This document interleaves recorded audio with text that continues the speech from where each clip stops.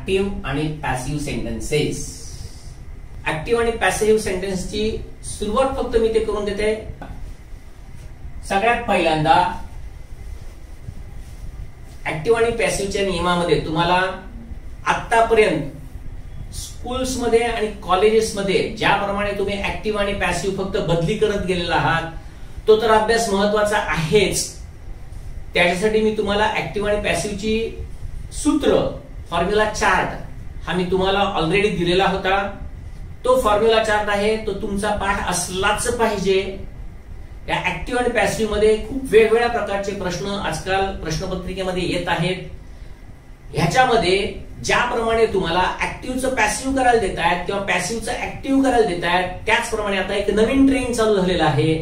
त्या ट्रेंडच्या बाबत सुद्धा मी तुम्हाला सुरुवातीला ओळख करून दिलेली आहे की परीक्षेमध्ये आजकाल 4 वाक्य देत आहेत आणि ती 4 वाक्यामध्ये आणि ती जी 4 वाक्य दिलेली आहेत त्या 4 वाक्यामध्ये करेक्ट आणि इनकरेक्ट ओळखा एवढंच फक्त सांगतायत.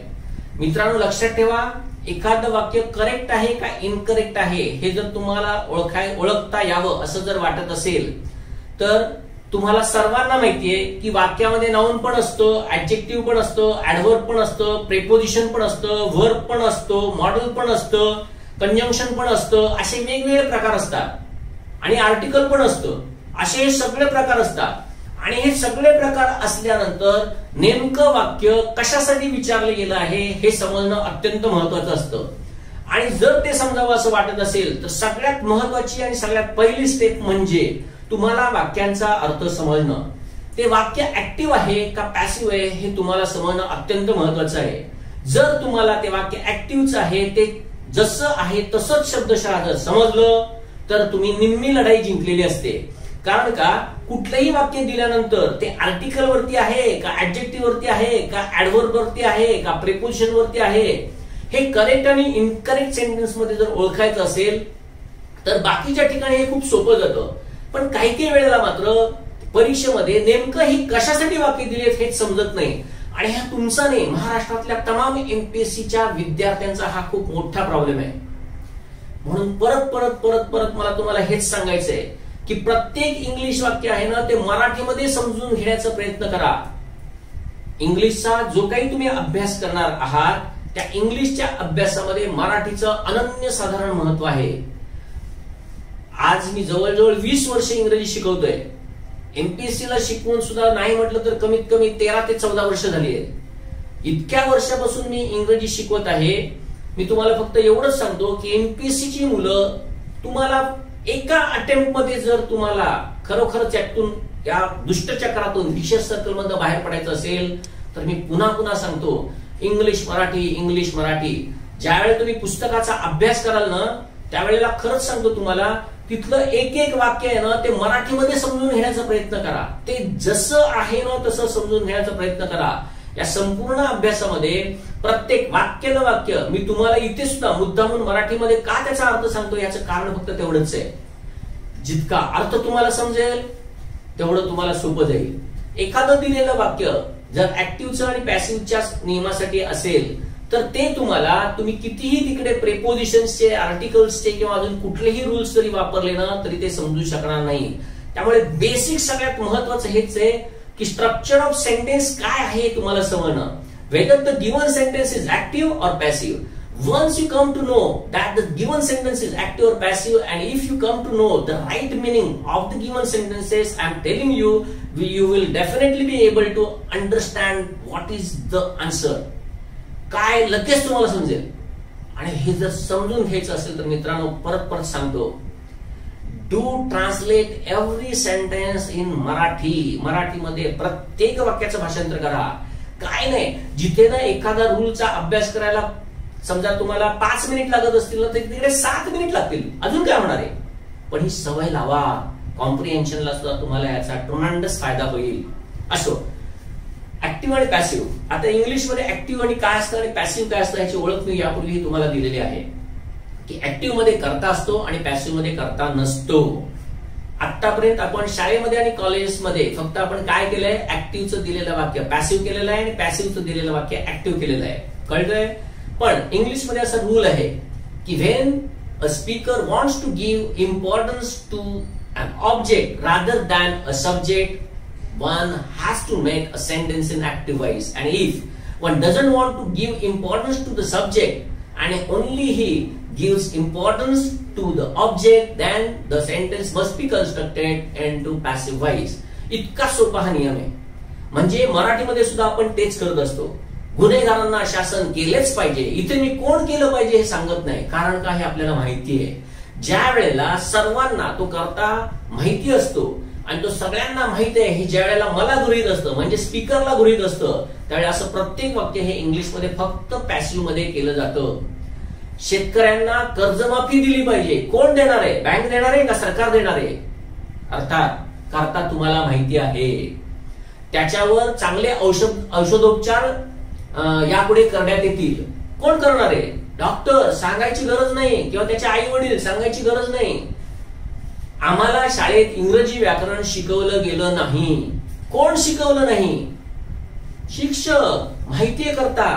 ज्या वेळेला हा करता सर्वांना माहित आहे हे गृहीत धरलेलं असतं, त्यावेळेला तिकडे कधीही इंग्लिशमध्ये कर्त्याचा उल्लेख पण केला जात नाही. कारण का महत्व असतं ना, ते आम्हाला व्यवस्थित शिकवलं जात नाही. शेतकऱ्यांना कर्जमाफी, शेतकऱ्यांना महत्व द्यायचं असतं.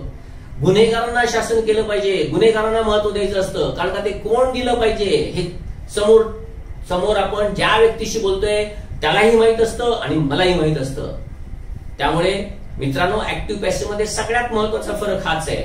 आणि ह्याच्यासाठीच इंग्लिशमध्ये एक रूल आहे. आणि तो रूल कुठला? तर तो हा, ज्या वेळेला करता जनरल सेन्स मध्ये असेल, आणि हा जनरल सेन्स हा शब्द नीट लक्षात ठेवा, म्हणजे ज्या वेळेला तुम्ही ज्यांच्याशी बोलताय त्यांना आणि इतरांना सर्वांना करता हा माहित असतो, त्यावेळेला तिथे कधीही करता म्हणजेच बाय सब्जेक्ट वापरला जात नाही. दुसरा रूल असा, ज्या वेळेला करता माहित असतो त्यावेळेला तिथे बाय आणि सब्जेक्ट हे कधीही वापरायचं नसतं. दुसरं, सब्जेक्ट आणि ऑब्जेक्ट या जशा वर्ड असू शकतात तशाच त्या फ्रेजेस पण असू शकतात. त्यामुळे हे कायम लक्षात ठेवा. म्हणजे जसं मी असं म्हटलं, the principal of the college is taking around in the premises. त्या अर्थी तुम्हाला समजलं पाहिजे की ते फक्त द प्रिन्सिपल हा करता नसून the principal of the college हा पूर्ण फ्रेज ही करता आहे. हेच मी जर असं म्हटलं, mister Mehta is handling the whole empire of Aniket industries. परत नियम काय सांगतोय बघा, की इकडे ऑब्जेक्ट ही एवढी पूर्ण फ्रेज आहे. त्यामुळे सब्जेक्ट मध्ये आणि ऑब्जेक्ट मध्ये दोन्हीकडे फ्रेज असू शकते हे लक्षात ठेवा. आणि ऍक्टिव्ह पॅसिव्ह करत असताना त्या पूर्ण फ्रेजच, कळलं, तुम्हाला इकडून तिकडे घेता आल्या पाहिजेत. बरोबर आहे. तिसरा रूल, इंग्लिश मध्ये काही वेळेला वर्ब्स नंतर प्रेपोजिशन असतं. जसं लिसनच्या नंतर टू असलंच पाहिजे, कळतंय. लुकच्या नंतर ऍट असतं, कधी फॉर असतं, कधी आफ्टर असतं. सजेस्टच्या नंतर टू असतं, वगैरे अशा अनेक काही क्रियापद आहेत. तर सांगायचा नियम काय, तर या वर्ब्स नंतर जे प्रेपोजिशन असतं ते पॅसिव्ह व्हॉइस मध्ये सुद्धा तसंच वर्ब नंतरच राहतं.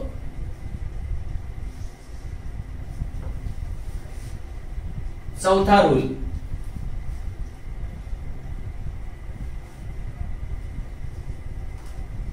adverbs of manner. adverbs of manner म्हणजे काय? ऍडव्हर्ब्स ऑफ मॅनर म्हणजे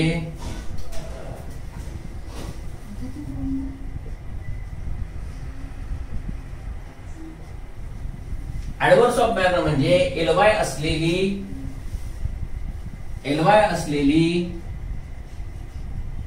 क्रियाविशेषणे.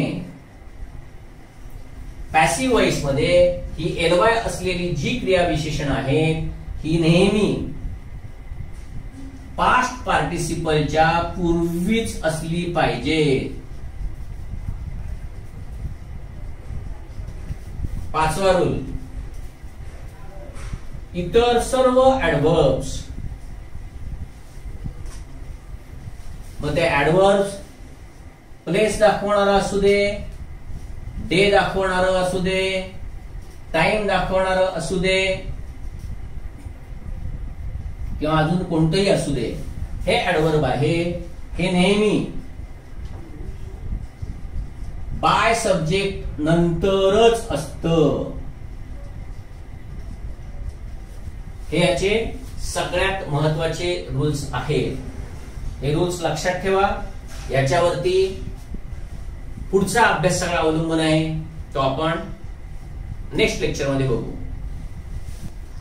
यापूर्वीच्या लेक्चर मध्ये आपण बघितलं की ऍक्टिव्ह आणि पॅसिव्ह करताना काय महत्वाचे रूल्स आहेत ते बघितलं. आज आपल्याला ऍक्टिव्ह आणि पॅसिव्हला सुरुवात करायची आहे. तर ऍक्टिव्ह आणि पॅसिव्हला सुरुवात करत असताना त्यांचे जनरल फॉर्म्युले काय आहेत ते बघा. जसं ऍक्टिव्ह वॉइस मध्ये आधी सब्जेक्ट असतो, मग वर्ब असतो, मग ऑब्जेक्ट असतं आणि मग रिमेनिंग पार्ट असतं. हे रिमेनिंग पार्ट म्हणजे काय असतं हे आपण बघितलेलं आहे की इथे एकतर ऍडव्हर्ब्स असतात किंवा ऍडव्हर्ब्सच्या फ्रेजेस असतात. हे आपण बघितलेलं आहे.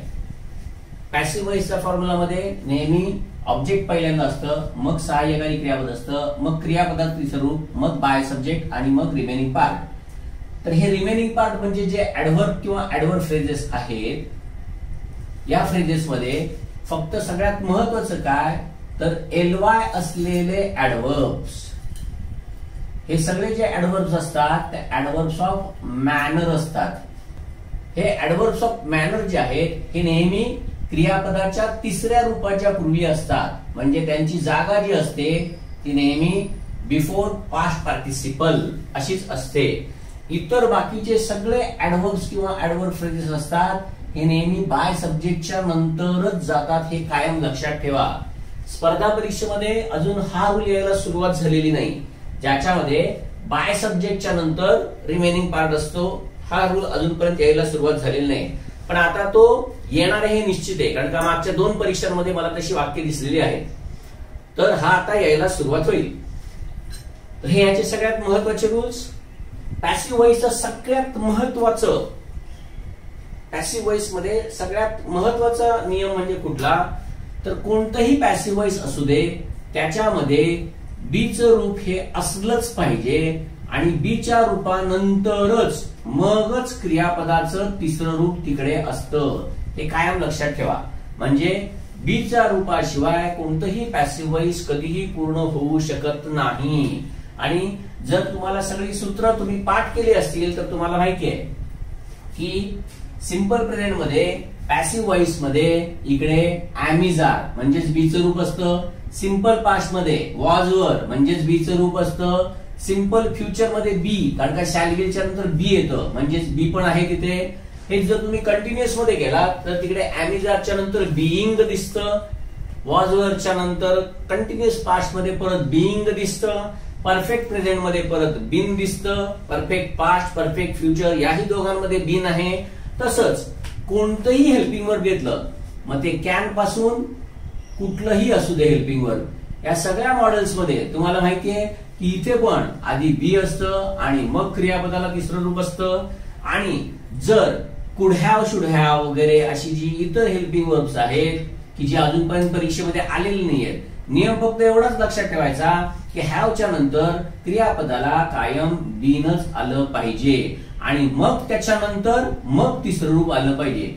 थोडक्यात महत्वाचा नियम काय तर पॅसिव्ह कोणतंही असू दे, सगळ्यात महत्वाचा नियम काय तर तिथे आधी बीचं रूप असतं आणि मगच तिसरं रूप येतं. मग ऍक्टिव्ह आणि पॅसिव्ह आपण आधी बघितलेलं आहे की ऍक्टिव्ह आणि पॅसिव्ह हे वाक्याचे प्रकार नसून हे क्रियापदाची रूप आहेत. म्हणजेच काय, क्रियापद आपल्याला सांगत असतं की ते वाक्य ऍक्टिव्ह मध्ये आहे का पॅसिव्ह मध्ये आहे. तसंच मला सांगायचं फक्त एवढंच आहे की तुम्हाला माहितीये की मूळ क्रियापद दर्शवण्यासाठी इथे मी एक मुद्दा म्हणून टेक क्रियापद घेतलं. टेक घ्या नाहीतर गिव्ह घ्या, कळतंय. हे जे क्रियापद आहे ह्याचा अर्थ काय आहे बघा, घेणे, किंवा ह्याचा अर्थ काय बघा, देणे. म्हणजे कोणीतरी घेणारा आहे, कोणीतरी देणारा आहे. म्हणजे समवन हा करता तिकडे नक्कीच असला पाहिजे, कारण तो कोणतरी घेणार आहे, कोणतरी देणार आहे, कळतंय ना. म्हणजे इथे करता हा कोणतरी असतो. थोडक्यात काय, घेणे आणि देणे ही क्रियापदाची ऍक्टिव्हची रूप आहेत, बरोबर आहे. यालाच आपण बघितलं इन्फिनिटिव्ह असं पण म्हणतात किंवा बेस वर्ब असं पण म्हणतात. तर हे जे इन्फिनिटिव्ह रूप आहे या इन्फिनिटिव्ह रूपाचं सुद्धा पॅसिव्ह होतं. म्हणजे मला सांगायचं एवढंच आहे की क्रियापद ही कधी पण ऍक्टिव्ह किंवा पॅसिव्ह मध्ये असतात. त्यामुळे टू टेक ह्याचा अर्थ किंवा ह्याचं पॅसिव्ह इंग्लिश मध्ये होणार आहे टू बी टेकन. बघा, बीचं रूप आलं आणि त्याच्यानंतर क्रियापदाचं तिसरं रूप आलं. मग तसंच टू गिव्हचं पण टू बी गिव्हन असंच येणार आहे. मग आता बघा हे ऍक्टिव्ह आहे म्हणजे तुम्हाला हे समजतंय की कोणतरी घेण्याची क्रिया करणार आहे, कोणतरी देण्याची क्रिया करणार आहे. मग ह्याचा अर्थ काय होतोय बघा, याचा अर्थ होतो घेतले जाणे. याचा अर्थ होतो दिले जाणे. बघा, इकडे देणे आहे किंवा घेणे आहे, म्हणजे घेणे किंवा देणे. इकडे असा अर्थ आहे की जिथे कर्ता क्रिया करतोय, इथे मात्र घेतले जाणे किंवा दिले जाणे, काहीतरी दिलं जाणं असा याचा अर्थ होतो. आणि ही घेण्याची किंवा दिले जाण्याची क्रिया ही कशावरती तरी म्हणजे समथिंग ह्याच्यावरती होत असते. म्हणजे घेतले जाणे. महत्वाचं फक्त एवढंच लक्षात ठेवा, बीच्या रूपानंतर जर तिसरं रूप दिसलं तर तुम्हाला समजलं पाहिजे ते पॅसिव्ह आहे. हे परीक्षेसाठी का महत्वाचं आहे ना हे तुम्हाला सांगतो. एका परीक्षेमध्ये असं वाक्य येऊन गेलं बघा, she wants dance to be learned. परीक्षेमध्ये येऊन गेलेलंच वाक्य बघा, she wants dance to be learn. आणि ह्याच्यामध्ये असं परीक्षकांनी विचारलं, म्हणजे पेपर सेटरनी ह्याच्यामध्ये अशी 3 वाक्य दिली आणि त्या 3 वाक्यामध्ये असं फक्त दिलं की ह्याच्यामधलं कुठलं वाक्य पॅसिव्ह व्हॉइसचं आहे ते ओळखा. आता बघा, आपण जर फक्त एवढंच करायला जाऊ सब्जेक्ट आणि वर्ब, तर आपण ह्याला ऍक्टिव्ह व्हॉइस म्हणू.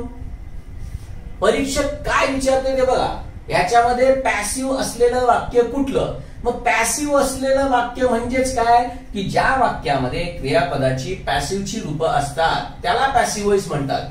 म्हणजे थोडक्यात मला सांगायचं काय, इथे बघा तुम्हाला हे दिसतंय की नाही, टू बी लर्न. बघा, to be taken, to be given, तसं टू बी लर्न दिसतंय ना. म्हणजे परीक्षक आता नवीन प्रकारे प्रश्न कसे विचारतायत हे लक्षात ठेवा. आणि हेच मी तुम्हाला वारंवार सांगतोय की ऍक्टिव्ह आणि पॅसिव्ह हे वाक्याचे प्रकार नसून ती क्रियापदाची रूप आहेत. क्रियापदाचं रूप काय आहे त्याच्यावरनं तुम्हाला ऍक्टिव्ह आणि पॅसिव्ह समजत असतं. म्हणून तुम्हाला हे मराठीमधले अर्थ सांगतोय मुद्दामून, हे बेसिकली क्लिअर करून घ्या, समजतंय. म्हणजे आता हे वाक्य दिसताना जरी ऍक्टिव्ह दिसलं तरी तुम्हाला हे समजलं पाहिजे की शिकण्याची क्रिया डान्स वरती होणार आहे, याला म्हणतात पॅसिव्ह. कळतंय. बर, आता हे जसं बघितलं तसंच बघा, आता हे झालं इन्फिनिटिव्हचं. एखाद्या परीक्षेमध्ये जर तुम्हाला असं दिसलं काय, टू बी गिव्हिंग, याचा अर्थ काय, देत असणे. कशावरून हे ऍक्टिव्हचं रूप आहे बघा, कारण का तुम्हाला हे माहितीये की बी ची रूप काय काय आहेत, am, is, are, was, were. म्हणजे या टू बीच्या रूपाच्या ऐवजी ज्यावेळी तुम्ही असं म्हणता आय एम टेकिंग, समजतंय, आय एम गिव्हिंग, म्हणजे टू बी गिव्हिंग हे काय आहे, कंटिन्युअस ऍक्टिव्हचं रूप आहे. समजतंय. म्हणजे ह्याचा अर्थ काय बघा, घेत असणे किंवा देत असणे. टू बी गिव्हिंग किंवा टू बी टेकिंग. मग आता ह्याचं जर पॅसिव्ह असेल तर हे पॅसिव्ह कसं होणार आहे बघा.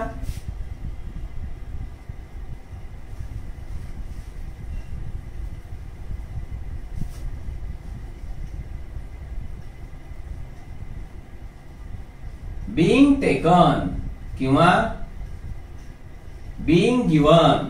बघा परत नीट आहे का, त्यामुळे नीट समजून घ्या, कारण का हे मूळ रूप म्हणून आपण वापरतोय. इकडे मी तुम्हाला ऍक्टिव्हचा कंटिन्युअस मध्ये असलेला फॉर्म सांगतोय. तर बी गिव्हिंग किंवा बी टेकिंग म्हणजे इथे बी दिसतंय आणि या बी ची रूप तुम्हाला सगळी माहिती आहेत. अॅमिजार, वॉजवर ही तुम्हाला माहिती आहे. मग ह्याचं ज्या वेळेला ऍक्टिव्ह फॉर्म असेल तो असा असतो, I am taking, I am giving. म्हणजे इथे अॅमिजारची रूप दिसतात, त्याच्यानंतर गिव्हिंग किंवा टेकिंग. ऍक्टिव्हच्या फॉर्म मध्ये तुम्हाला हे असं दिसेल. बरोबर आहे. बघा मी इथे मुद्दामून लिहितो ऍक्टिव्ह फॉर्म आणि इकडे लिहितो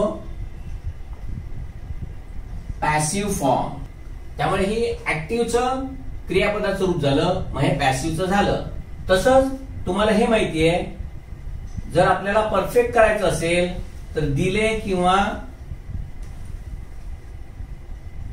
घेतले असणे. म्हणजे आपल्याला इकडे काय करायला लागेल, हॅव आणि त्याच्यानंतर गिवन किंवा टेकन दिसेल. बरोबर आहे. परत हे माहिती आहे तुम्हाला इकडे आय हॅव गिवन किंवा आय हॅव टेकन. मी परत लिहून दाखवत नाही, याच्यावरून तुम्हाला समजू शकतं की परफेक्ट प्रेझेंटच्या ऍक्टिव्ह मध्ये हॅव आणि त्याच्यानंतर क्रियापदाचं तिसरं रूप असतं किंवा हॅज आणि क्रियापदाचं तिसरं रूप असतं. इकडे फक्त मूळ क्रियापद लिहिलंय म्हणून मी इकडे हॅव लिहिलेलं आहे. म्हणजे आता हॅव गिवन असं जर असेल तर तुम्हाला माहितीये याचं करताना काय करावं लागतं. तर इथे होतं हॅव्हिंग बीन गिवन. कळतंय. बघा मी इकडे मुद्दामून काय लिहिलंय ते लक्षात घ्या. इथे मी आयएनजी लावलेलं आहे. कळतंय का. आणि हॅव्हिंग बीन गिवन असं करावं लागतं.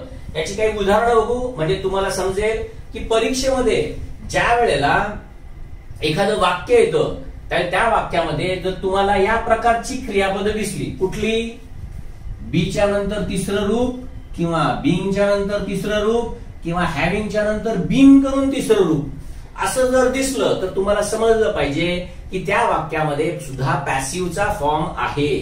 कसं ते आपण बघूया म्हणजे तुम्हाला लगेच समजेल की ह्याची कशा प्रकारे उदाहरणं येऊ शकतात. कारण का आता मी मगाशी जे दाखवलं she wants dance to be learn, हे एका परीक्षेमध्ये येऊन गेलंय. हळूहळू हेच विविध प्रकारे येईल आणि ते ज्यावेळी येईल त्यावेळी तुम्हाला हे फॉर्म माहित असले पाहिजेत. तर मित्रांनो लक्षात एवढंच ठेवा की हे फॉर्म तुम्हाला कायम समजले पाहिजेत. बाकी ऍक्टिव्हचं पॅसिव्ह करायचं इथे तर तुम्हाला सूत्र माहित असतात, त्याप्रमाणे तुम्हाला ते वाक्य कसंही समजेल. परंतु इथे समजणं अत्यंत महत्वाचं आहे, हे कायम लक्षात ठेवा. आता बघा त्याच्यावरचं उदाहरण दाखवतो. बघा पहिलं वाक्य आपण असं घेतलं, she wants dance to be learn. हेच मी म्हटलं I want the children being taken to the zoo. कळतंय. I want the children being taken to the zoo. हेच मी म्हटलं they found their cars, they found their car having been damaged. बघा ही तीन वाक्य मुद्दामून दिले. याच्यामध्ये परत तुम्हाला लक्षात काय ठेवायचं तेच बघा की जर अशी वाक्य दिली आणि जर तुम्हाला विचारलं की ही वाक्य पॅसिव्ह आहेत का किंवा या वाक्यामध्ये पॅसिव्ह आहे का, तर तुम्हाला इकडे काही बघायचं नाहीये. कळतंय ना. एक लक्षात ठेवा हे ऍक्टिव्ह व्हॉइस मध्येच आहे, हे पण ऍक्टिव्ह व्हॉइस मध्ये आहे, हे पण ऍक्टिव्ह व्हॉइस मध्ये आहे. पण इथे हे जे दुसरं क्रियापद आहे हे मात्र पॅसिव्ह व्हॉइस मध्ये आहे आणि शिकण्याची क्रिया डान्स या ऑब्जेक्ट वरती होतीये. तसंच इकडे नेणे हे पॅसिव्हचं क्रियापद आहे, पण नेण्याची क्रिया द चिल्ड्रन या ऑब्जेक्ट वरती होतीये. इकडे बघा हॅव्हिंग बीन डॅमेज, इकडे पॅसिव्हचं व्हर्ब आहे, पण नेण्याची क्रिया परत कशावर होतीये तर देअर कार वरती होतीये. समजतंय? आणि तुम्हाला हेच वाक्यामध्ये समजलं पाहिजे. अलीकडे स्पर्धा परीक्षेमध्ये जो नवीन पॅटर्न येत चाललेला आहे, ज्याचं मी तुम्हाला सांगितलं की परीक्षेमध्ये असं वाक्य येऊन गेलंय, त्याच्यामध्ये आता तुम्हाला हे समजणं अत्यंत महत्वाचं आहे. म्हणून नुसतं ऍक्टिव्हचं पॅसिव्ह किंवा पॅसिव्हचं ऍक्टिव्ह असं करत बसू नका. उदाहरणार्थ बघा, अजून एक वाक्य तुम्हाला दाखवतो. समजा ते वाक्य असं दिलं,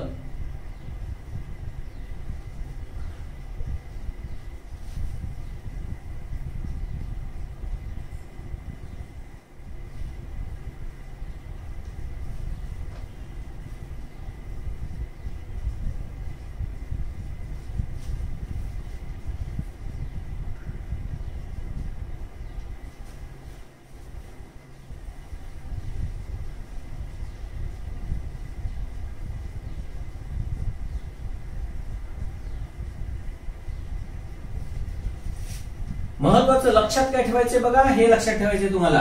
कळतंय का? बीइंग कन्व्हिन्स्ड याचाच अर्थ असा आहे की शी वॉज कन्व्हिन्स्ड.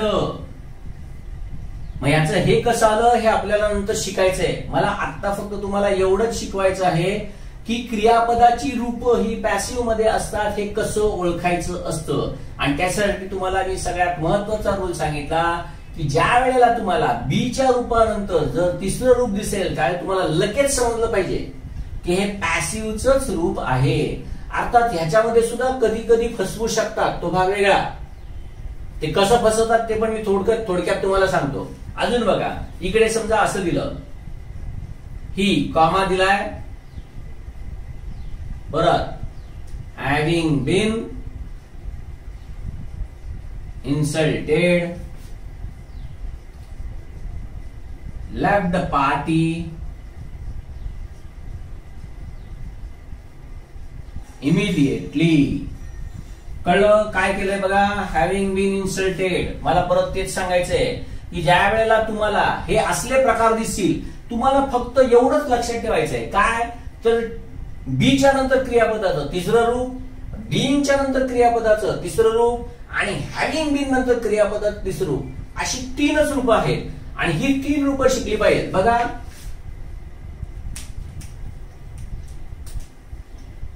बीच्या नंतर क्रियापदाचं तिसरं रूप, नंतर बीइंगच्या नंतर क्रियापदाचं तिसरं रूप आणि त्याच्यानंतर हॅव्हिंगच्या नंतर बीन घेऊन त्याच्यानंतर क्रियापदाचं तिसरं रूप. हे जर तीन तुम्हाला व्यवस्थित समजले ना, तुम्हाला परीक्षेत कोणतंही वाक्य येऊ दे, मग ही जी फ्रेज असेल ती इथं येऊ दे, नाहीतर सुरुवातीला येऊ दे, नाहीतर मध्ये टाकलेली असू दे, तुम्हाला लगेच समजेल की याच्यामध्ये पॅसिव्ह क्रियापद आहे. आणि ते पॅसिव्ह क्रियापद ओळखता येणं हेच सर्वात महत्वाचं आहे. तर मित्रांनो, हे असे प्रकार आता परीक्षेमध्ये यायला लागलेले आहेत. त्यामुळे ऍक्टिव्ह आणि पॅसिव्ह कडे जाण्याच्या पूर्वी मी मुद्दामून तुम्हाला हे दाखवून ठेवलेलं आहे की परीक्षा बदलते, तुम्ही बदला, अभ्यासाचा दृष्टिकोन बदला. तसा जर तो तुम्ही दृष्टिकोन बदलला तर ऍक्टिव्ह पॅसिव्ह मध्ये नवीन प्रकारामध्ये मार्क्स मिळवणं खूप सोपं जाईल. कळतंय?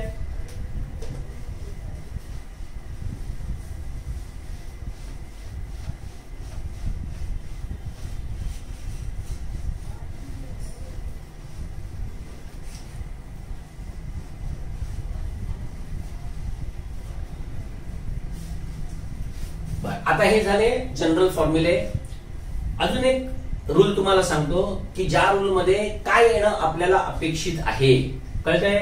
तो म्हणजे काय, काल मी तुम्हाला सांगितलं की कर्ता ज्या वेळेला जनरल सेन्स मध्ये असतो त्यावेळेला तो पॅसिव्ह मध्ये कधीही वापरायचा नाही. पॅसिव्ह मध्ये तो वापरू नये. कळलं का? ज्या वेळेला इंडिव्हिज्युअल कोणी करता असेल, म्हणजे एखादी व्यक्ती करता आहे, हे ज्या वेळेला त्या वाक्यामधून समजत असतं त्यावेळेला मात्र पॅसिव्ह मध्ये तो करता वापरला जातो. अन्यथा पॅसिव्हची व्याख्याच मुळात अशी आहे की ज्या वेळेला वाक्यामध्ये कर्ता वापरला जात नाही त्यावेळेला ते वाक्य पॅसिव्हचं असतं. किंबहुना मी असं सांगतो तुम्हाला की ज्या वेळेला कर्माला महत्व दिलं जातं आणि कर्त्याला हे दुय्यम महत्व असतं त्यावेळेला ते वाक्य पॅसिव्हच करायचं असतं.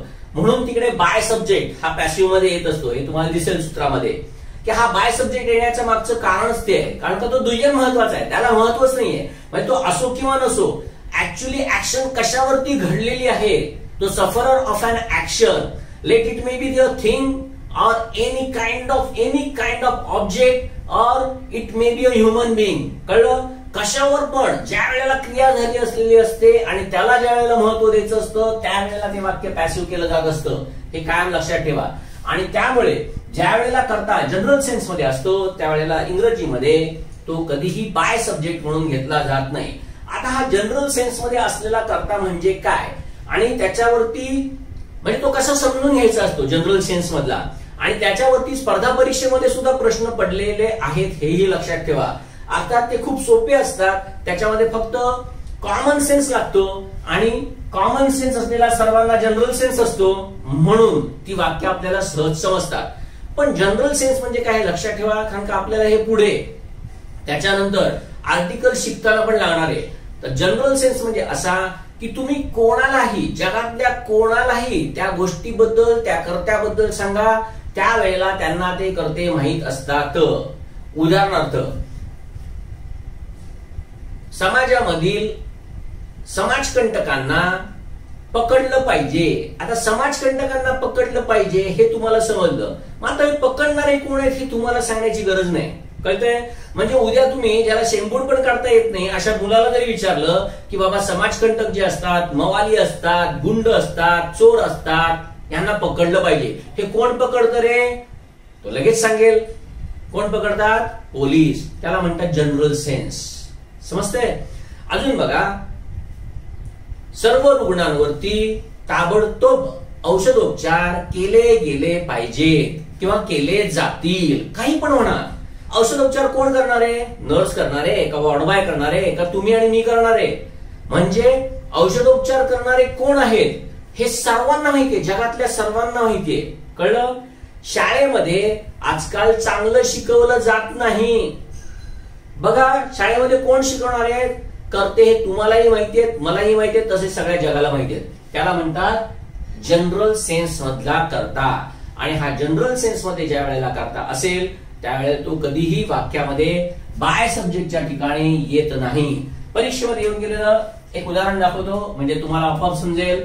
परीक्षेमध्ये असं वाक्य येऊन गेलं, समवन स्टोल हर पर्स.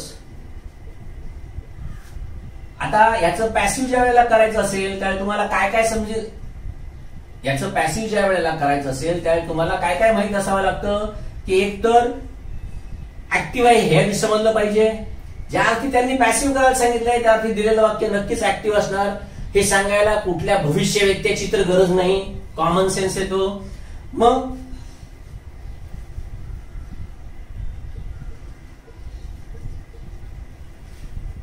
तर समवन स्टोल हर पर्स म्हणजे कोणीतरी पर्स चोरली. पर्स ही कोणतरी चोरत असतं का? चोरणारा आपल्या खिशामध्ये किंवा त्या कोण व्यक्ती असेल ती स्त्री किंवा मुलगी असेल तिच्याकडे काही व्हिजिटिंग कार्ड देणार आहे का की बाबा मी तुझी पर्स चोरतोय आणि नंतर येऊन तू मला भेट, नाही तर माझं कार्ड पोलिसांना दे, त्यांनाही माझी नावलौकिक माहिती आहे, असं कोण म्हणणार आहे का? थोडक्यात सांगायचं फक्त एवढंच आहे की समवन स्टोल हर पर्स ह्याच्यामधला हा जो कर्ता आहे हा कुठला आहे तर जनरल सेन्स मधला आहे. आणि असा जनरल सेन्स मध्ये असलेला कर्ता आहे तो कधीही पॅसिव्ह मध्ये वापरत नसतात. म्हणजे वाक्य ऍक्टिव्ह आहे, ते सिंपल पास्ट आहे. व सिंपल पास्टच्या सूत्रामध्ये तुम्हाला माहिती आहे की वॉज आणि वर आणि त्याच्यानंतर क्रियापदाचं तिसरं रूप असतं. हे एकदा तुम्हाला समजलं तर ऑब्जेक्ट हा पूर्ण फ्रेज आहे. त्यामुळे फक्त तुम्ही काय शोधणार त्या प्रश्नाच्या उत्तरांमध्ये तर हर पर्स कुठे आहे आणि वॉज कुठे आहे आणि मग त्याच्यानंतर क्रियापदाचं तिसरं रूप कुठे आहे. याच्यानंतर समजा तुम्हाला एक वाक्य बाय समवन असं दिलं आणि दुसरं वाक्य फक्त हर पर्स वॉज स्टोलन असं दिलं, अशी दोन वाक्य जर दिली तर तुम्हाला समजलं पाहिजे की फक्त हेच वाक्य बरोबर आहे, हे चूक आहे. कारण का बाय समवन हे लिहिण्याची गरज नाही. समजतंय? त्यामुळे हे खास करून लक्षात ठेवा. बर, मग आता हे जनरल सेन्सचे जे कर्ते आहेत ते सर्वसाधारणतः काय असतात? तर ते बघा, जसं इथे सांगितलं आता तसं समवन किंवा समबडी, तसंच एनीवन किंवा एनीबडी,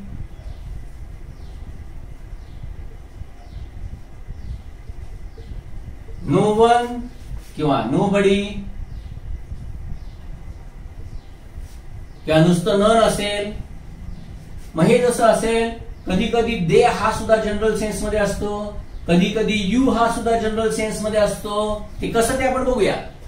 हेच कधी कधी पोलीस हा जनरल सेन्स मध्ये असतो, कधी कधी द गव्हर्नमेंट हे जनरल सेन्स मध्ये असतं, कधी कधी आर्मी हे सुद्धा जनरल सेन्स मध्ये असतं, कधी कधी डॉक्टर सुद्धा जनरल सेन्स मध्ये असतं. त्यामुळे तुम्हाला फक्त एवढंच समजलं पाहिजे की जनरल सेन्स मध्ये तो कर्ता आहे का नाही. म्हणजे जरी त्या वाक्यामध्ये कर्ता दिलेला नसला तरी वाक्य वाचल्यानंतर तुम्हाला आपोआप समजेल की कर्ता कोण आहे. जसं बघा, एका परीक्षेमध्ये असं वाक्य दिलं गेलं, काय? The children have been allotted the test. म्हणजेच काय? तर मुलांना टेस्ट देण्यात आली आहे. कळलं? मग आता ज्या वेळेला मुलांना टेस्ट देण्यात आली आहे त्यावेळी टेस्ट देणारा कोण आहे? पिऊन आहे का टीचर आहे? तर टीचर आहे. म्हणजे इथला सब्जेक्ट आहे तो तुम्हाला सहज समजतो की ज्या अर्थी टेस्ट घेण्यात येते आहे आणि मुलांची आहे त्या अर्थी शाळेतली मुलं आहेत म्हणजे टीचरच असणार. म्हणजे इकडे ज्या वेळेला तुम्हाला पॅसिव्ह या दिलेल्या पॅसिव्ह वाक्याचं ज्या वेळेला ऍक्टिव्ह करावं लागेल त्यावेळेला तुम्ही सहजपणे इकडे हे करू शकता. काय येणार आहे बघा, द टीचर हॅज अलॉटेड, मग त्याच्यानंतर हे द चिल्ड्रन द टेस्ट. याच्याऐवजी हे वाक्य असं पण होईल.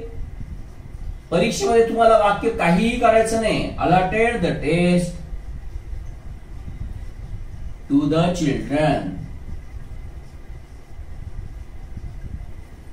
कारण परीक्षेसाठी फक्त तुम्हाला हे समजलं पाहिजे की बाबा क्रियापद बरोबर आहे का आणि कर्ता आणि कर्म यांच्या जागेमध्ये बरोबर बदल केला गेला आहे का.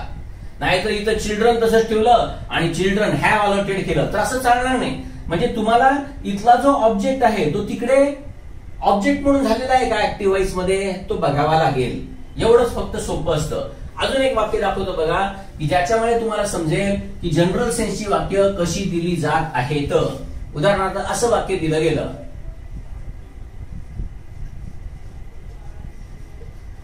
The children were distributed sweets on the principal's birthday. असं वाक्य दिलं गेलं परीक्षेमध्ये, the children were distributed sweets on the principles birthday. आणि याचं वाक्य पॅसिव्ह मध्ये खालील कुठलं आहे ते ओळखा. प्रिन्सिपलच्या बर्थडेला कोण देणार आहे स्वीट्स? कोण देणार आहे मुलांना? स्वतः प्रिन्सिपलच देईल ना, का पिऊन देणार आहे का कुठला एखादा मुलगा देणार आहे? म्हणजे प्रिन्सिपलच्या बर्थडेला प्रिन्सिपलच देणार आहे. थोडक्यात सांगायचं काय, जनरल सेन्स मध्ये आहे. फक्त इथे लक्षात काय ठेवायचं बघा, हे वाक्य ज्या वेळेला ऍक्टिव्ह मध्ये होईल त्यावेळी ते असं होईल, the principal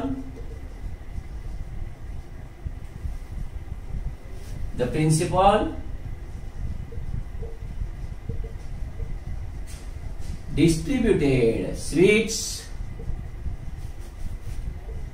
to the children. आता फक्त इथे द प्रिन्सिपल्स करण्याच्या ऐवजी ऑन हिज बर्थडे करावं लागेल. बस एवढं साधं समजलं पाहिजे. कारण का प्रिन्सिपल तुम्ही अगोदर वापरलेला आहे, मग पुन्हा एकदा इथे ते घ्यायची गरज नाही. कारण का या नामाच्या ऐवजी इकडे काय आलं पाहिजे, सर्वनाम आलं पाहिजे. बस एवढा साधा नियम आहे. परीक्षेमध्ये ही अशी वाक्य दिली जात आहेत. अजून एका परीक्षेमध्ये काय दिलं ते बघा.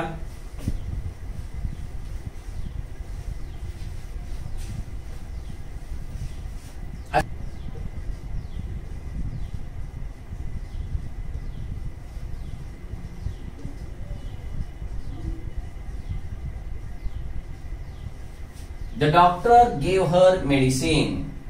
सिंपल पास्ट आहे, पॅसिव्हचं वाक्य आहे. तुम्हाला हे समजते की इकडे हा सब्जेक्ट आहे, हा वर्ब आहे आणि हे दोन ऑब्जेक्ट आहेत, डायरेक्ट ऑब्जेक्ट आणि इनडायरेक्ट ऑब्जेक्ट. ज्या वेळेला डायरेक्ट आणि इनडायरेक्ट ऑब्जेक्ट असतो त्यावेळेला दोन्ही प्रकारे वाक्य पॅसिव्ह मध्ये केलं जाऊ शकतं.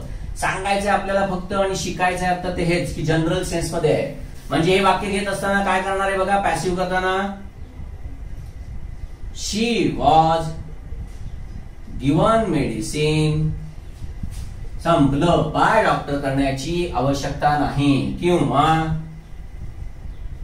Medicine was given to the doctor. कळतंय? अशा प्रकारे ते वाक्य होणार आहे. सांगायचं काय, डायरेक्ट ऑब्जेक्ट आणि इनडायरेक्ट ऑब्जेक्ट अशा दोन्ही प्रकारे ते वाक्य होतं. पण झालं तरी महत्वाचं हेच आहे की बाय सब्जेक्ट इथला बाय सब्जेक्ट जो आहे म्हणजे ऍक्टिव्ह मधला जो सब्जेक्ट आहे तो इकडे बाय सब्जेक्ट म्हणून घेण्याची आवश्यकता नाही. कारण का मेडिसिन देणारे हे डॉक्टरच असतात. हा, आपल्या इकडे तुम्ही केमिस्टच्या दुकानात गेलात किंवा जिकडे औषधाचं दुकान असतं तिकडे जर तुम्ही गेलात तर तिकडे तुम्हाला ते मेडिसिन तो तिथला जो कोण असतो ना मेडिकल मधला बी.फार्म, एम.फार्म किंवा डी.फार्म झालेला तो तुम्हाला मेडिसिन देतो. पण ह्याचा अर्थ असा नाही की ती त्याची ड्युटी आहे. म्हणजे तुम्ही युरोपियन कोणत्याही कंट्रीमध्ये गेलात, तुम्ही डॉक्टर जरी असलात ना तरी सुद्धा तुम्हाला मेडिसिन विदाऊट प्रिस्क्रिप्शन मिळू शकत नाही. थोडक्यात सांगायचं हेच आहे, जनरल सेन्स मध्ये देणारा डॉक्टरच आहे. कळतंय? बर, त्यामुळे हे जनरल सेन्स मध्ये करते, खास करून लक्षात ठेवा. दुसरा रूल जो सांगितला मगाशी की एलवाय असलेले ऍडव्हर्ब्स असतात की नेहमी क्रियापदाच्या पूर्वीच असली पाहिजे. पॅसिव्ह करताना क्रियापदाच्या तिसऱ्या रूपाच्या पूर्वी असली पाहिजे. तुम्हाला आम्हाला माहित असलेलं एकदम फेमस असं एक वाक्य मी पॅसिव्हचं इथे दाखवतो की जे तुम्ही हजारदा वाचलं असेल. कारण का ते बसमध्ये पण असतं, ट्रेनमध्ये पण असतं, थिएटरला पण असतं, स्टेशनला पण असतं, बस स्टेशनला पण असतं, तुमच्या रेल्वे स्टेशनला पण असतं. तिथे काय लिहिलेलं असतं बघा, तिथे असं लिहिलेलं असतं,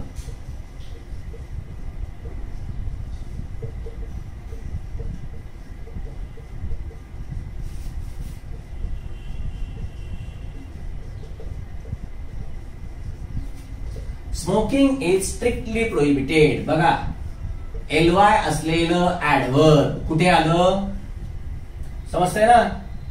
क्रियापदाच्या तिसऱ्या रूपाच्या पूर्वी आलेलं आहे. मगाशी जो नियम सांगितला हा सगळ्यात इंग्लिश मधला पॅसिव्ह वॉइस मधला इम्पॉर्टंट नियम आहे. हे कायम लक्षात ठेवा. स्पर्धा परीक्षेमध्ये विशेष करून एमपीएससी मध्ये अजूनही आलेला नाही, पण ज्या वेळेला तो येईल त्यावेळेला तो मुलांचे मार्क्स नक्की घालवेल. बघा, हे सगळीकडे तुम्ही आतापर्यंत वाचलेलं असेल. तिकडे मराठीमध्ये लिहिलेलं असतं किंवा हिंदीमध्ये लिहिलेलं असतं धूम्रपान निषिद्ध किंवा धूम्रपान निषेध असं मराठी किंवा हिंदीमध्ये लिहिलेलं असतं आणि इंग्लिशमध्ये असं लिहिलेलं असतं. कळतंय? समजतंय? एलवाय सांगायचं. एलवाय म्हणजे आता उद्या समजा तुम्हाला असं वाक्य दिलं,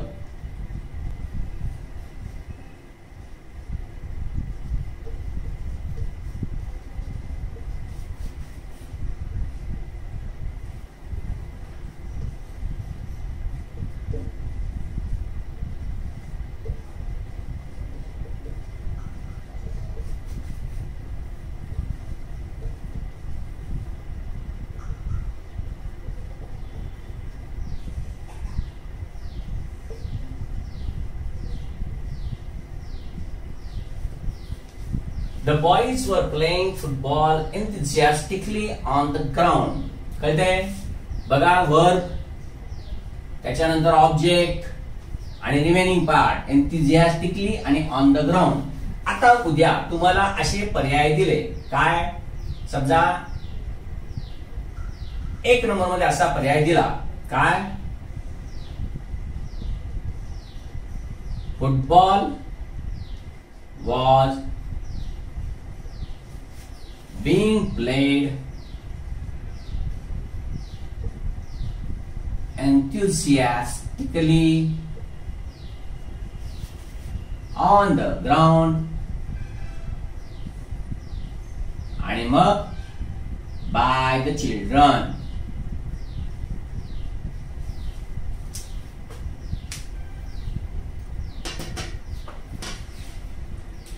दुसरं वाक्य,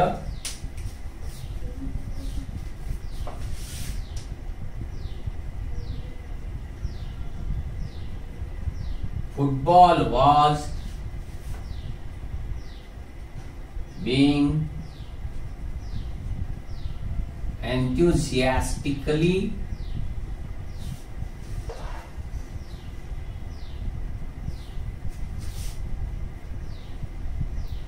played on the ground by the children. C मध्ये दिलं, football was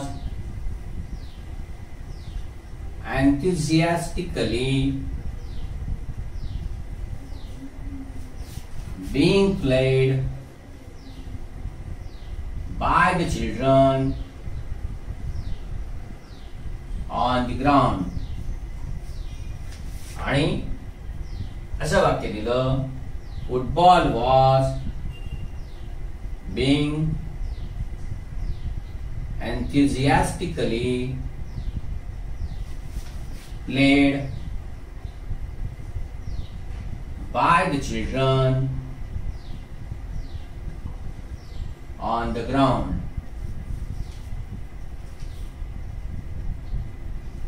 आणि मग याच्यामध्ये तुम्हाला दिलं काय, ए आणि बी बरोबर, दुसरं बी आणि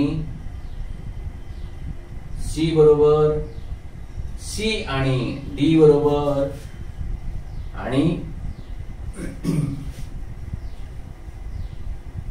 ओनली डी बरोबर. कळतंय? आता बघा, इथे तर मी तुम्हाला अजिबात न फसवणारे पर्याय दिलेले आहेत.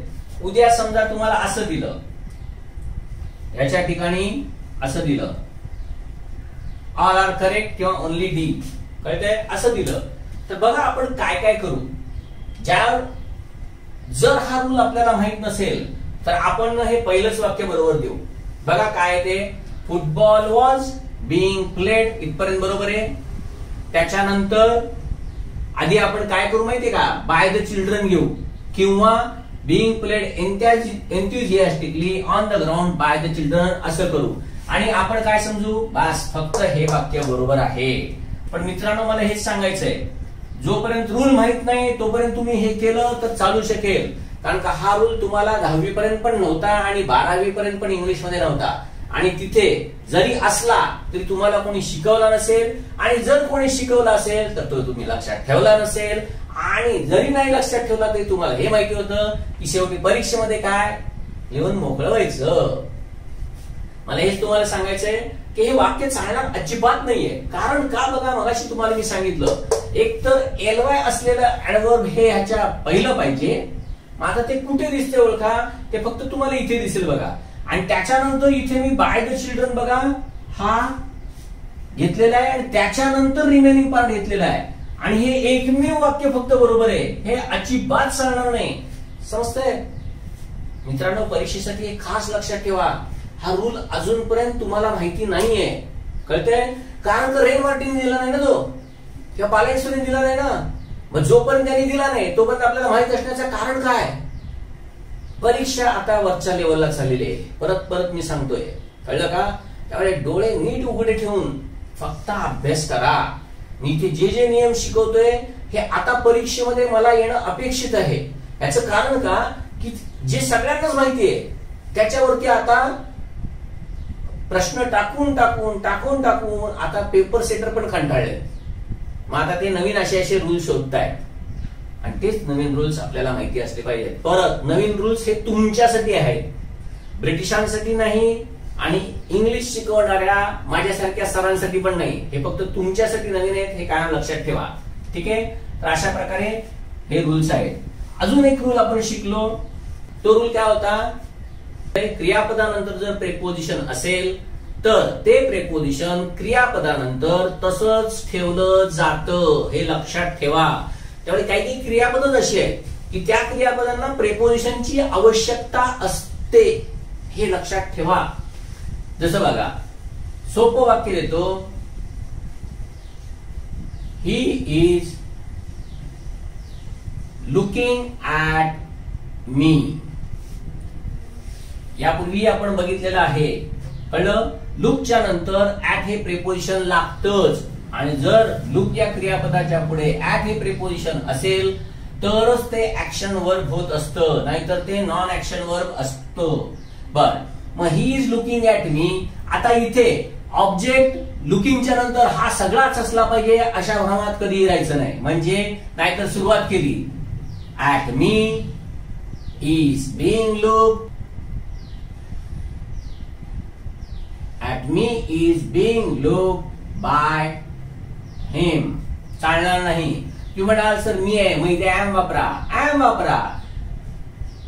कोणतंही वाक्य कधीही प्रेपोजिशन पासून सुरुवात होत नाही. हे कायम लक्षात ठेवा. सब्जेक्ट आणि हा जो ऑब्जेक्ट आहे हा नेहमी विदाऊट प्रेपोजिशनच असतो. कळतंय? त्यामुळे हे वाक्य करत असताना असंच होणार आहे. आय एम बीइंग लुक्ड, त्याच्यानंतर ऍट आणि मग बाय हिम. काही मुलं म्हणतात सर ते कसं विचित्र वाटतं, आपण कधी असं बोलत नाही.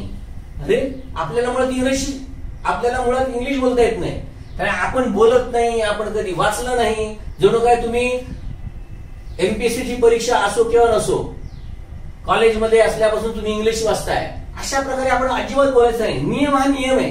कळलं का? आणि हा सगळ्या जगात वापरला जातो. इव्हन बोलताना पण वापरला जातो, लिहिताना पण वापरला जातो. फक्त तो तुम्हाला माहित नसतो. सांगायचं एवढंच आहे, क्रियापदानंतर असलेलं प्रेपोजिशन हे कधीही वाक्याच्या सुरुवातीला येऊ शकत नाही. फक्त ऑब्जेक्ट म्हणजे प्रेपोजिशनचा ऑब्जेक्ट हा फक्त सुरुवातीला घेतला जातो आणि जे प्रेपोजिशन क्रियापदाच्या नंतर आहे ते नंतर तसंच ठेवलं जातं. कळतंय? हा याचा दुसरा सगळ्यात महत्वाचा नियम. कळतंय? प्रेपोजिशन हे वाक्यामध्ये नेहमी तसंच राहतं. बरोबर आहे? तर हे झाले महत्वाचे नियम. आता आपण पॅसिव्ह व्हॉइसच्या वाक्यांकडे बोलूया. आताही बघितलं ही पॅसिव्ह व्हॉइसच होती, पण थोडीशी वाक्य अजून आपण बघूया.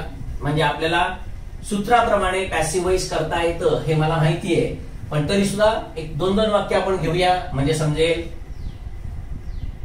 जसं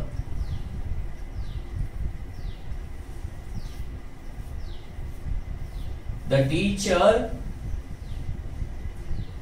teaches us English. Simple present. मी एक टेन्स प्रमाणे फक्त घेतोय. कळतंय? बर, एक वाक्य झालं. नंतर she sells flowers in the market. Simple present झालं. अजून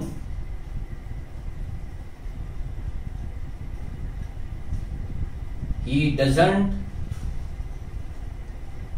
know this address.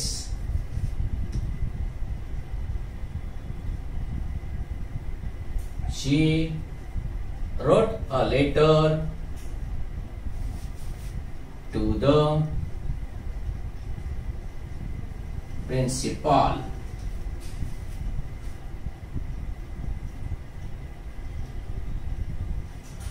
People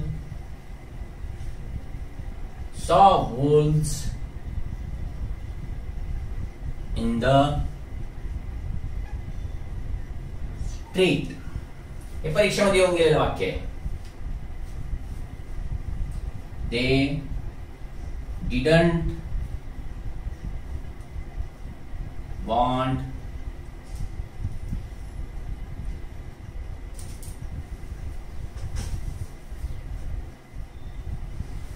these goods. Simple present आणि सिंपल पास्ट दिलं. कंटिन्युअस मध्ये बघूया.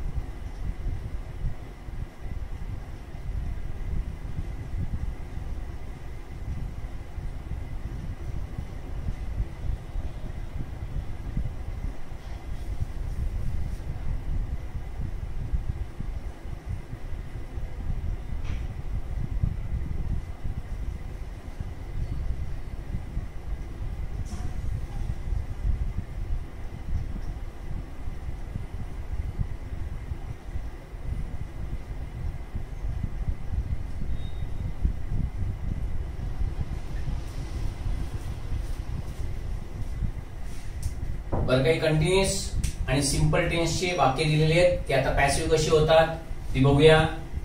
पहिलं वाक्य ज्याच्यामध्ये दोन ऑब्जेक्ट तुम्हाला दिसत आहेत, ऑब्जेक्ट 1 आणि ऑब्जेक्ट 2.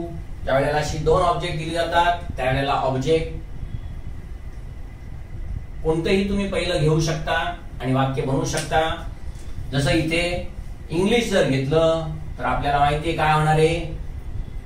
इंग्लिश इज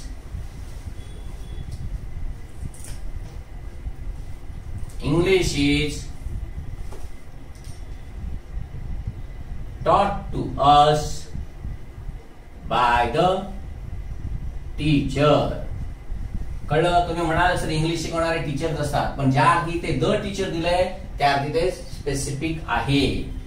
हा, इथे मिस्टर जोशी जरी दिलं असतं तरी सुद्धा ते आपल्याला घ्यावं लागलं असतं, कारण का पर्सन म्हणून दाखवलेला आहे. नंतर दुसरं, वी आर taught English. कळलं? taught English by sir.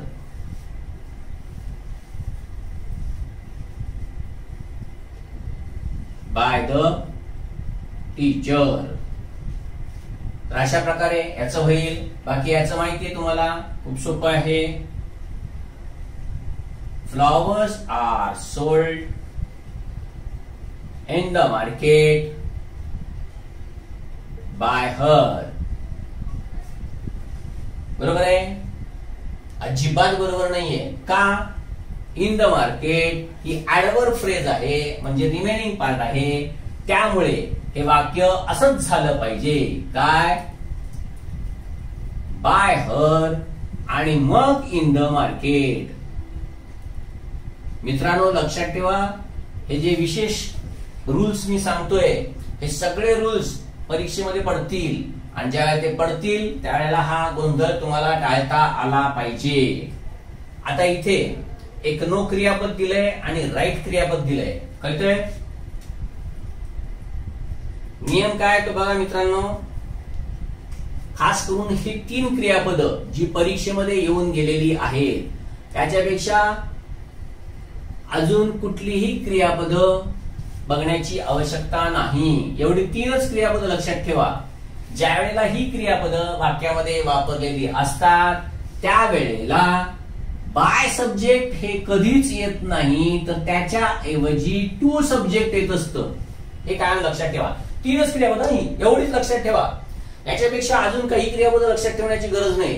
याचे कारण मी तुम्हाला सांगत नाही, कारण का ते खूप विचित्र कारण आहे, पण त्याच्यावरती जास्त जाऊच नका. फक्त एवढी 3 क्रियापद लक्षात ठेवा मित्रांनो. एवढ्या 3 क्रियापदांना कधीही बाय सब्जेक्ट लागत नाही, हे माहिती असलं पाहिजे. तर म्हणून आता हे वाक्य कसं होणार आहे बघा. धिस ऍड्रेस हे पहिलं येईल,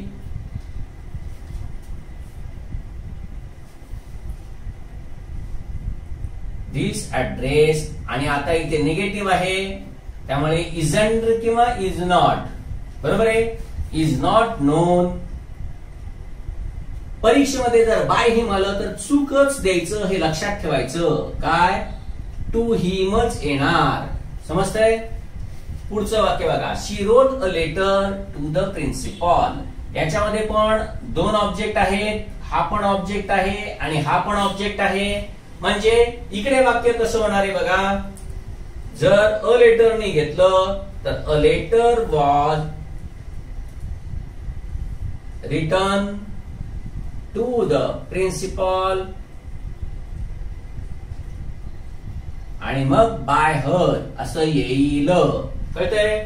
पण तेच समजा याच्या ऐवजी असं वाक्य दिलं, कारण का ते परीक्षेमध्ये येऊन गेलेलं आहे.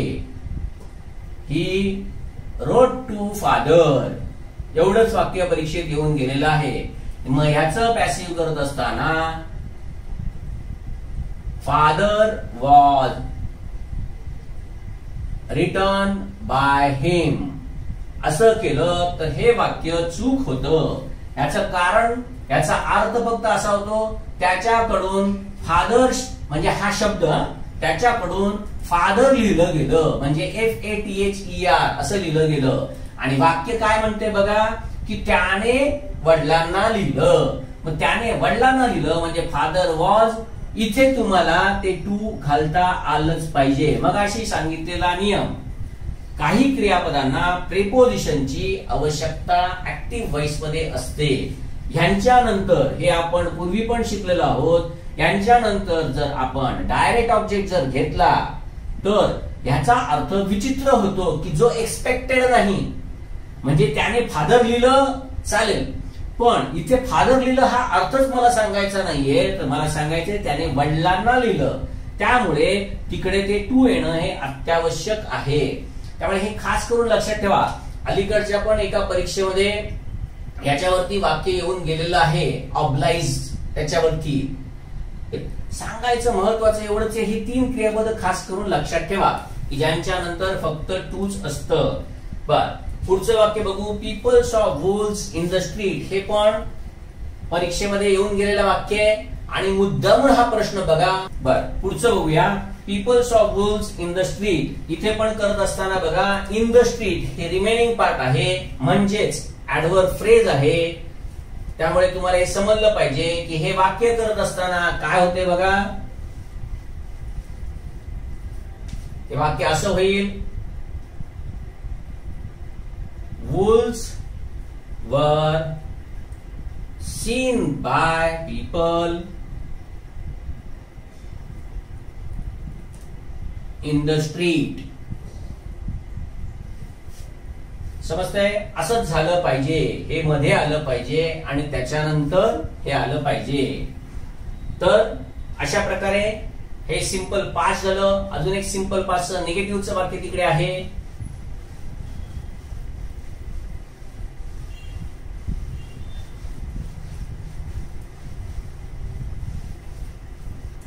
हे आता कसं होते ते बघा.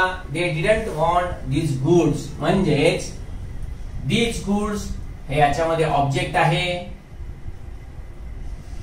गुड्स आहे म्हणजे अनेक वचन आहे, त्यामुळे इकडे वेअर आलं पाहिजे. दीज गुड्स वर नॉट, त्याच्यानंतर वॉन्टेड बाय देम. कळतंय. आलं पाहिजे कारण का त्या विशिष्ट व्यक्तींबद्दल, त्या समूहाबद्दल आपण बोलतोय, की त्या लोकांना हा माल नको होता. कळतंय. त्यामुळे इकडे ते असं आलेलं आहे. कारण का मगाशी मी तुम्हाला बोलताना सांगितलं की दे हा शब्द सुद्धा कधी कधी जनरल सेन्स मध्ये असतो आणि तो जनरल सेन्स मध्ये असला तर वापरला जात नाही. इथे जनरल सेन्स नाहीये, कारण का उद्या समजा तुम्ही कुठेही गेलात आणि एखाद्या नवख्या माणसाला म्हणालात की त्यांना तो माल नको होता, तर ते म्हणतील कोणते, म्हणजे तुम्ही एका विशिष्ट व्यक्तींबद्दल ते बोलत आहात. हे कधी जनरल सेन्स मध्ये असतं हे आपल्याला पुढे समजणार आहे. आता फक्त लक्ष ठेवा, the teacher will punish me for not studying. अभ्यास न केल्याबद्दल शिक्षक मला किंवा सर मला शिक्षा करतील. ज्या अर्थी इथे आय आहे त्यावेळी इथे अजिबात विल घेण्याच्या फंदात पडायचं नाही. म्हणजे परीक्षेमध्ये जर तसंच फक्त एकच वाक्य बरोबर असेल तर काहीच हरकत नाही. अदरवाईज इकडे आय शॅल बी पनिश्ड, मग बाय द टीचर,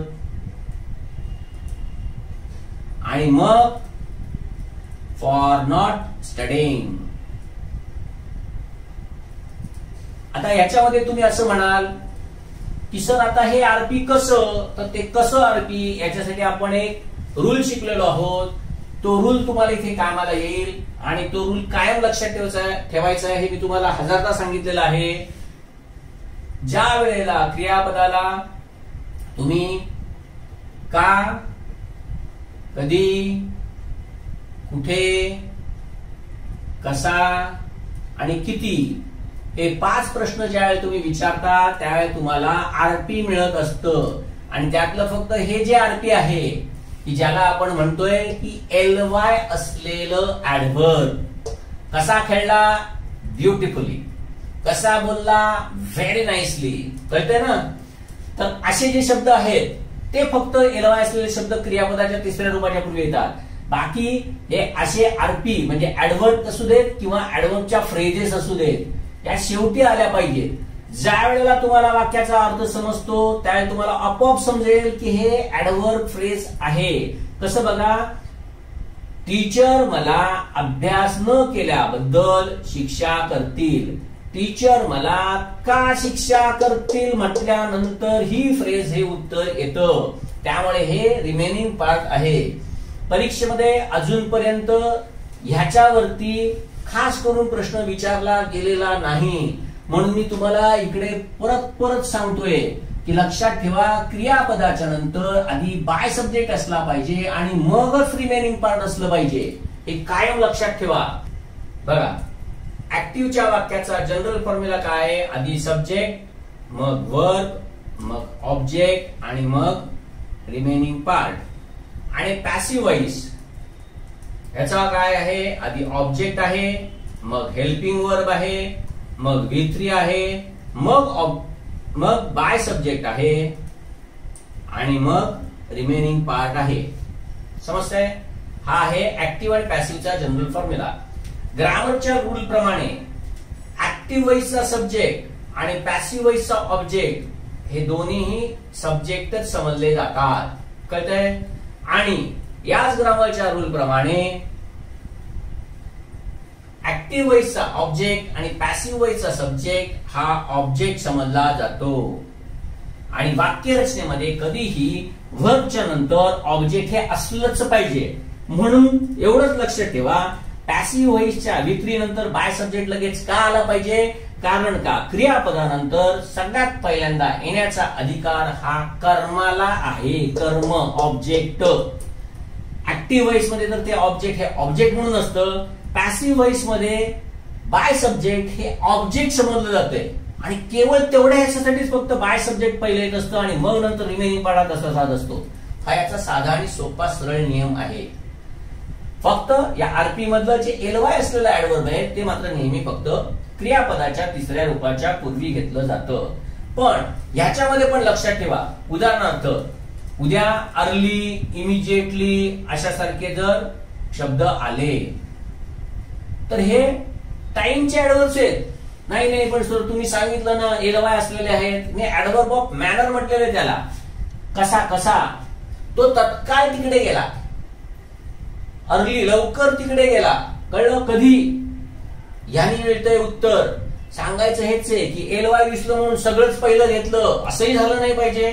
म्हणजे नियम नीट लक्षात ठेवा की ऍडव्हर्ब ऑफ मॅनर जे असतं, ज्याला क्रियापदाला कसा प्रश्न विचारल्यानंतर तुम्हाला जे मिळतं तेच फक्त पहिलं असलं पाहिजे. बाकीचं ऍडव्हर्ब ऑफ प्लेस असतं, ऍडव्हर्ब ऑफ टाइम असतं, ऍडव्हर्ब ऑफ रिझन असतं, ऍडव्हर्ब ऑफ प्लेस असतं, कळतंय, आणि ह्याच्यामध्ये ऍडव्हर्ब ऑफ डिग्री असतं. हे जे असतं हे मात्र नेहमी शेवटी आलं पाहिजे. म्हणून फक्त नियम हा नीट लक्षात ठेवा की परीक्षक उद्या तुम्हाला असं फसवतील. उद्या स्पॉट एरर मध्ये जर अशी वाक्य आली तर तुम्हाला ती वाक्य समजली पाहिजे. कळतंय? पुढे बघूया.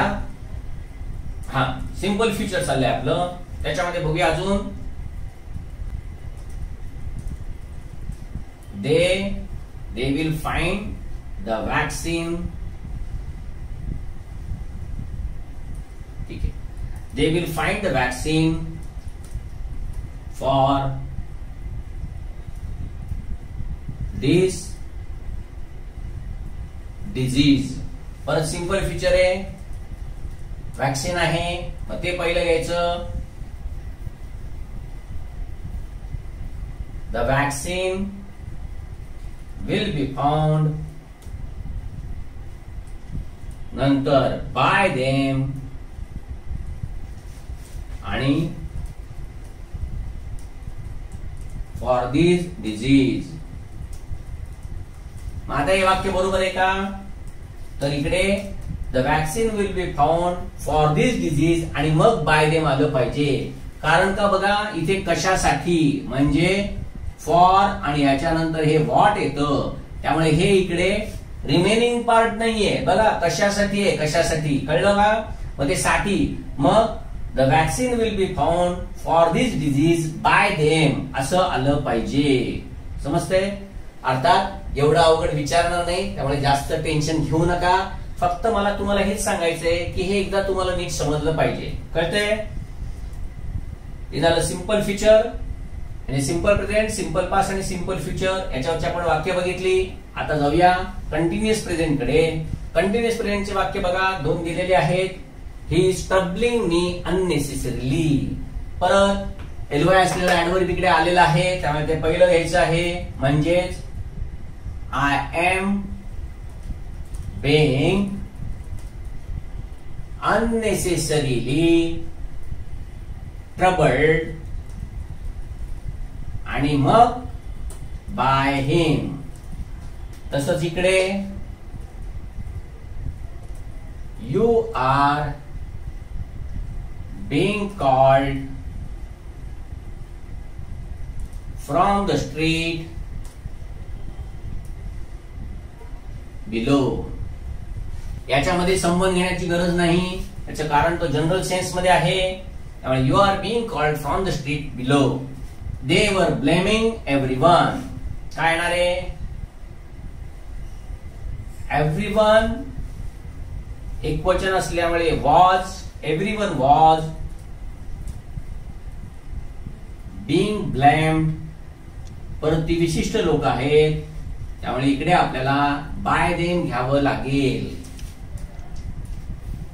तिसरं वाक्य, someone was being taken to the jail. आता हे वाक्य पॅसिव्ह मध्ये दिलेलं आहे आणि कोणाला तरी जेलमध्ये नेलं जात आहे, असा कोणाला तरी जेलमध्ये नेलं जात होतं असा याचा अर्थ आहे. मग जेलमध्ये घेऊन जाणारे कोण आहेत? अर्थात पोलीस आहेत. त्यामुळे या वाक्यामध्ये काय होणार आहे बघा, police were taking someone. Object आहे, त्यामुळे तो ऑब्जेक्ट इथे आला पाहिजे. Police were taking someone to the jail. समजतंय? हे झालं आपण बघितलं कंटिन्युअस पास्ट पर्यंतची वाक्य. कंटिन्युअस पास्ट नंतर आता आपण परफेक्टची काही वाक्य बघूया.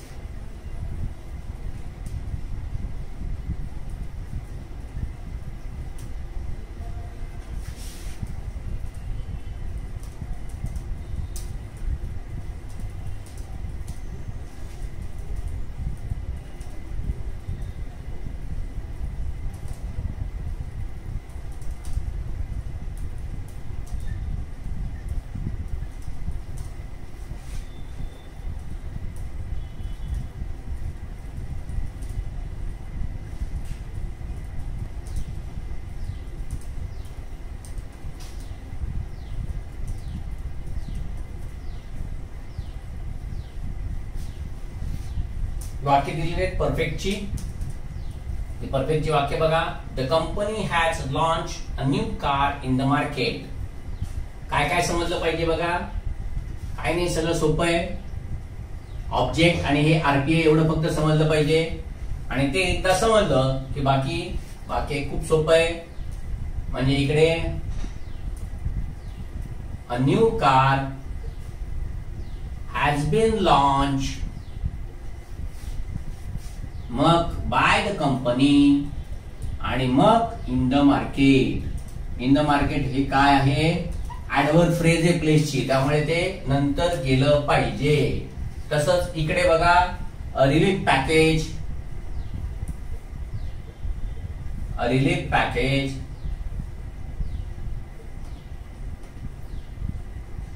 has been announced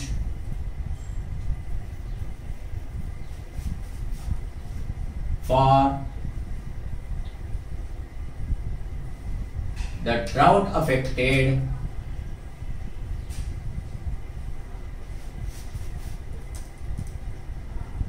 people. By the government येण्याची आवश्यकता नाही, कारण का दुष्काळग्रस्त लोकांना मी रिलीफ पॅकेज देऊ शकत नाही, देणारे गव्हर्नमेंटच आहे. मग ते स्टेट गव्हर्नमेंट असू दे नाही तर सेंट्रल गव्हर्नमेंट असू दे. परफेक्ट पास्ट आहे इकडे. He had gifted me a nice wrist watch on my birthday. परत अ नाईस रिस्ट वॉच,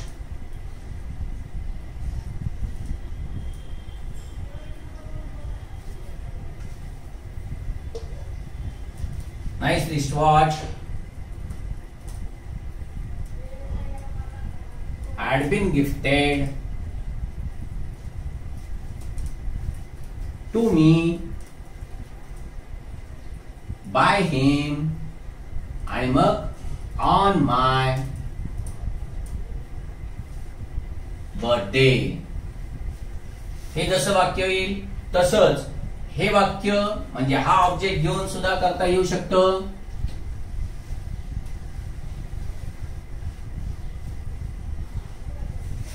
दोन ऑब्जेक्ट असल्यानंतर हे करता येणारे म्हणजे I had been gifted a nice wrist watch, मग बाय हिम, आणि ऑन माय बर्थडे. तर अशा प्रकारे दोन ऑब्जेक्ट असल्यानंतर दोन्ही प्रकारे वाक्य करता येतं. Manisha had ridiculed Santosh in front of everyone. Ridicule म्हणजे चेष्टा करणे, उपहास करणे, मस्करी करणे, असा याचा अर्थ आहे. ऑब्जेक्ट हे आहे, त्यामुळे Santosh had been ridiculed by Manisha. कळतंय? क्रियापदाच्या नंतर आधी बाय मनीषा आलं आणि मग त्याच्यानंतर हे येणार आहे इन फ्रंट ऑफ एव्हरीवन. समजतंय? पुढचं परफेक्ट फ्युचर आहे. ही विल हॅव संग the song in the class. बघा परत, हे ऑब्जेक्ट आहे म्हणजे द सॉन्ग पहिलं घेतलं पाहिजे. The song will have been sung by him, आणि मग in the class. शेवटचं वाक्य people will have thrown away the restrictions. परत अवे हे प्रेपोजिशन आहे जे नंतरच राहिलं पाहिजे, म्हणजे क्रियापदाच्या नंतरच ते राहणार आहे. कारण का नुसत्या अवे या शब्दाला अर्थ नाही, तर थ्रो अवे, कळलं, अशी ती फ्रेज आहे, त्यामुळे ते तसंच राहिलं पाहिजे. मग याच्यामधला ऑब्जेक्ट आहे द रिस्ट्रिक्शन्स, त्यामुळे हेच वाक्य असं होईल द रिस्ट्रिक्शन्स विल हॅव, त्याच्यानंतर बीन, आणि मग थ्रोन अवे, आणि मग त्याच्यानंतर बाय पीपल. तर अशा प्रकारे टेन्सेसचे पॅसिव्ह व्हॉइस ऍक्टिव्हचं पॅसिव्ह करणं किंवा पॅसिव्हचं ऍक्टिव्ह करणं फक्त सूत्रपाठ झाली सहज शक्य आहे. कळतंय? आता याच्यानंतर सगळ्यात महत्वाचं की जे आता फक्त एकाच परीक्षेमध्ये येऊन गेलेलं आहे, अजून परीक्षांमध्ये आलेलं नाही, हे अत्यंत महत्वाचं. आणि जे एका परीक्षेत येऊन गेले ते म्हणजे अगदी लेटेस्ट झालेल्या परीक्षेमध्ये. आणि ते काय आहे ते आता नीट ऐका, कारण का तो खतरा आहे, खतरा. बर, हे काय काय ते बघा. इंट्रोड्यूस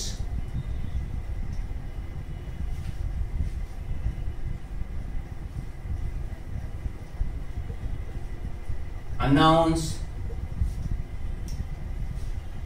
mention,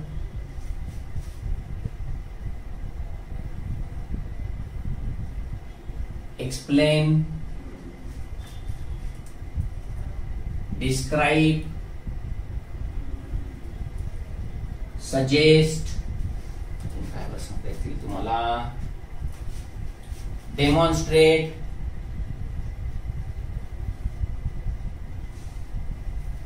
बर, ही काही क्रियापद आहेत, ही खास करून लक्षात ठेवायची आहे. आता मी काय नियम सांगतोय तो नीट लक्षात ठेवा. या पर्टिक्युलरली क्रियापदांसाठी ही क्रियापद पुस्तकामध्ये पण मी दिलेली आहेत. खास करून प्रत्येकाने ही क्रियापद पाठ करा, लक्षात ठेवा, काय वाटतंय ते करा.